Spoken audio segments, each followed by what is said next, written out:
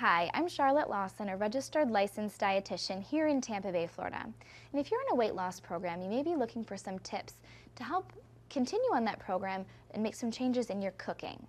Well, first you're going to need a couple things. Obviously some cooking appliances and cooking utensils. Secondly, maybe a cookbook that really gears toward low-fat recipes.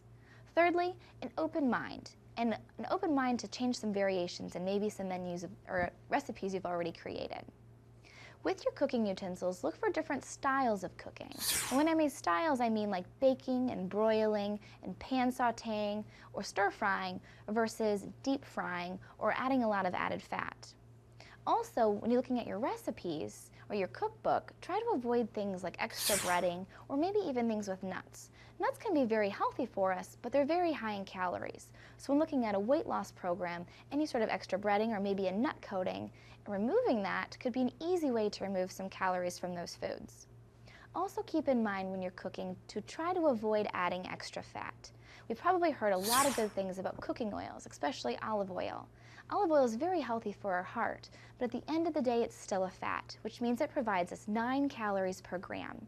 And if your vegetables are swimming in olive oil, that means you've added 9 calories of gram per every every gram of oil you've added. So you've turned a healthy, low calorie product like that vegetable into maybe a high fat, high calorie food now.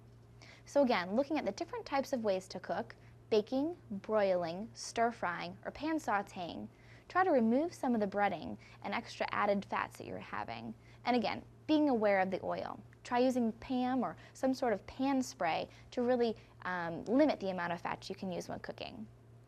Also, when baking things, maybe try alternatives for fat such as like applesauce or doing egg whites instead of a full yolk.